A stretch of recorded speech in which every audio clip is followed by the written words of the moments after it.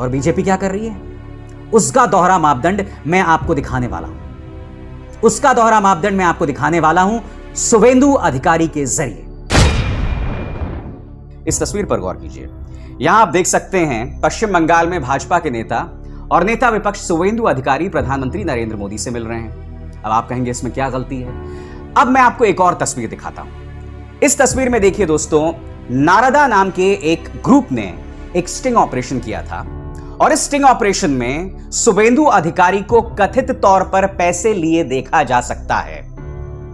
अब फिर से ये दो तस्वीरें देखिए। एक तरफ प्रधानमंत्री नरेंद्र मोदी शुवेंदु अधिकारी से मिल रहे हैं और दूसरी तरफ शुवेंदु अधिकारी आज से कुछ साल पहले नारदा स्टिंग ऑपरेशन में अलेजेडली पैसे ले रहे हैं। आज मैं इस देश की जनता से सवाल पूछना चाहता हूं, आपने आजाद भारत के इतिहास में कब देखा है कि प्रधानमंत्री के निवास स्थान की इस तरह से इज्जत अफजाई की गई हो, जहां एक शख्स एक स्टिंग ऑपरेशन में पकड़ा गया हो पैसे लेते हुए अलेजेडली, और वो प्रधानमंत्री से जाकर उनके घर में मिल रहा है। और अब मैं आपको बताना चाहता हूं दोस्तों, नारदा जो कंपनी है जिन्होंने स्टिंग ऑपरेशन किया, उनके जो मालिक हैं सैमुअल्स, उन्होंने इस बयान में कहा है कि हमने शुवेंदु अधिकारी को भी पैसे दिए थे और हमने पूरी जानकारी सीबीआई को मुहैया कराई थी।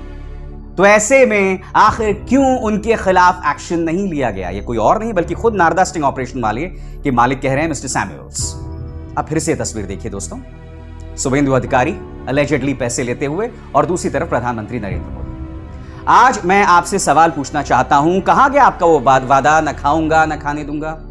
क्योंकि देखिए पिछले 7 साल नहीं, पिछले 8 साल यानी कि 2012 और 2013 से प्रधानमंत्री नरेंद्र मोदी ने अपने भक्तों, अपने समर्थकों में एक बहुत बड़ी भौकाल फैलाया। वो भौकाल क्या था कि प्रधानमंत्री नरेंद्र मोदी पैसे नहीं लेते, इनकरप्टेबल हैं, भ्रष्टाचारी नहीं हैं।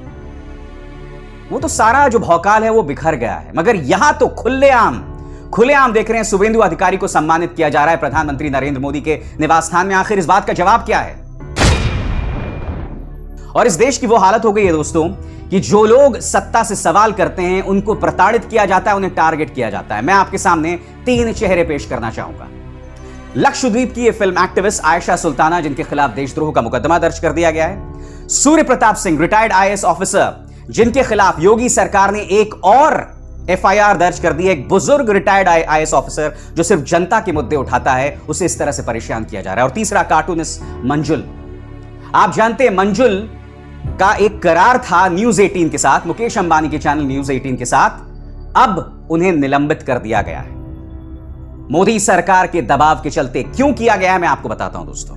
मैं आपके सामने वायर की खबर पेश करना चाहता हूं।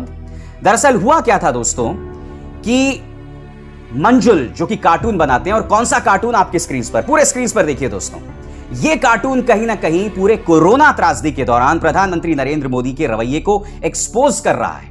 और मंजुल लगातार अपने कार्टून्स के जरिए इसी तरह से इस सरकार का पर्दाफाश करते थे।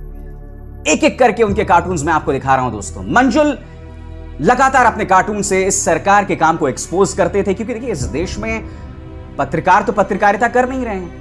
आज की तारीख में पत्रकारिता कर रहे हैं कार्टूनिस्ट्स या स्टैंड अप कॉमेडियंस, वो भी कुछ गिने चुने।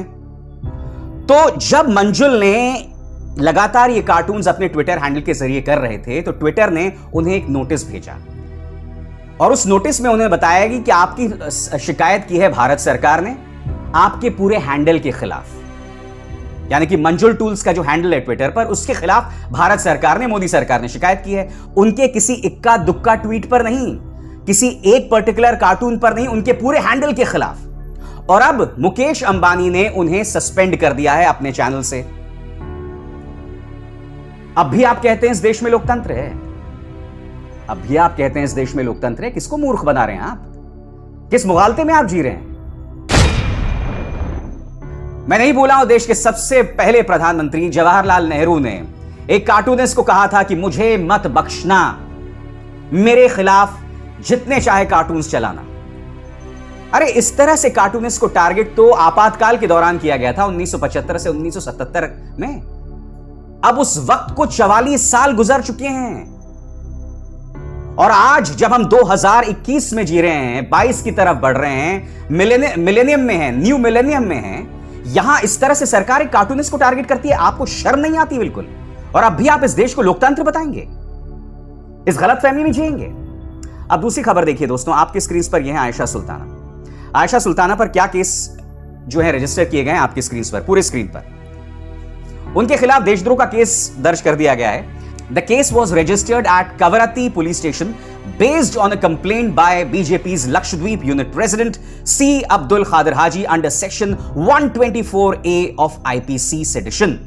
अब आप कहेंगे भाई आयशा सुल्ताना ने ऐसे क्या कह दिया, तो मैं आपको बताता हूं इंडियन एक्सप्रेस की खबर क्या कहती, पढ़ के सुनाना चाहता हूं। खादिर की शिकायत में दरअसल हाल ही में एक डिबेट हुआ था मलयालम न्यूज चैनल में मीडिया वन, और लक्षद्वीप चैनल में जिस तरह से प्रफुल्ल पटेल को थोपा गया, तो इस डिबेट के दौरान आयशा ने कहा था कि प्रफुल्ल पटेल एक बायो वेपन है जो कि पूरे लक्षद्वीप पर थोपा गया है। उन्होंने बायो वेपन शब्द का इस्तेमाल किया।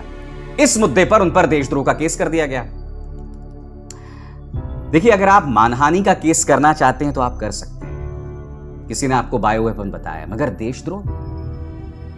दोस्तों, मैं आपको बताना चाहता हूं, एक जमाने में कांग्रेस ने जिस तरह से मजाक सेक्युलरिज्म शब्द का बनाया था ना, यही मजाक ये लोग जो है ना राष्ट्रवाद, देशद्रोह, इन तमाम शब्दों का उड़ा रहे हैं। यही मजाक इन्होंने इन शब्द का उड़ाया है। एक लड़की, एक औरत जो कि एक फिल्म एक्टिविस्ट है, वो प्रफुल्ल पटेल जो कि संवैधानिक पद पर बैठे हैं, उन पर हमला करती है, उन्हें बायो वेपन बताती है। अगर आपको मानहानि का केस करना है आप करिए, मगर आपने उन पर देशद्रोह का केस कर दिया है। अब भी आप कहेंगे इस देश के अंदर शासन है, लोकतंत्र है। और अब इस तीसरे चेहरे पर गौर कीजिए दोस्तों, सूर्य प्रताप सिंह। आप जानते हैं इनके खिलाफ एक नहीं, दो नहीं, बल्कि कई FIR दर्ज हो चुके हैं। अब आपके सामने मैं इनका ट्वीट पढ़ता हूं, क्योंकि अब इनके खिलाफ 7वीं FIR दर्ज कर दी गई है। क्या कहा है उन्होंने, किस तरह से उन्हें टारगेट किया जा रहा है, प्रताड़ित किया जा रहा है। यूपी सरकार ने 7वीं FIR सबसे दूर के जनपद बलिया में की है। कल पुलिस आई थी, बलिया तलब किया गया। लखनऊ से बलिया की दूरी संलग्न है। छोटा से छोटा मार्ग लूं तो भी आने जाने में 15 से 16 घंटे लगेंगे। क्या ये लोकतंत्र है? इनकी नीयत सिर्फ परेशान करने की है। क्या यह अभिव्यक्ति की आजादी? और देखिए, सूर्य प्रताप सिंह ने बाकायदा वो मैप जो है वो किया है कि कितना टाइम उन्हें लगेगा लखनऊ से बलिया के बीच। 7 घंटे 58 मिनट और दूरी है 382 किलोमीटर की। एक बुजुर्ग रिटायर्ड IAS ऑफिसर को ये लोग इस तरह से टारगेट कर रहे हैं, और अब भी आप कहेंगे ये लोकतंत्र है? नहीं, बताइए ना आप मुझे। देखिए, आप हो सकता है आप इस सरकार के समर्थक हो। मैंने आपको 3 मिसालें दी हैं, आयशा सुल्तान, मंजुल और सूर्य प्रताप सिंह। इन तीनों मिसालों में लोगों को टारगेट किया जा रहा है, और अब भी आप इस मुगालते में बैठे हुए हैं कि यह देश जो है वो एक फंक्शनिंग डेमोक्रेसी है। हमें अपने पर शर्म आनी चाहिए। योगी आदित्यनाथ इस वक्त जब मैं आपसे बात कर रहा हूं, प्रधानमंत्री नरेंद्र मोदी से मिल रहे हैं। वो अपनी कुर्सी बचाने में लगे हुए, वो अपने आप को बतलाने में लगे हुए हैं कि देश का अगला प्रधानमंत्री वो बनने वाले हैं। जिस तरह से उत्तर प्रदेश के अंदर सामाजिक कार्यकर्ताओं को, अल्पसंख्यकों को, पत्रकारों को टारगेट किया जाता है, ईश्वर ही मालिक है इस देश का अगर योगी आदित्यनाथ कल को प्रधानमंत्री बन जाए। हालांकि उनको क्या कहना, जब मौजूदा पार्टी इस देश पर शासन कर सकती है तो फिर कोई भी बन सकता है प्रधानमंत्री।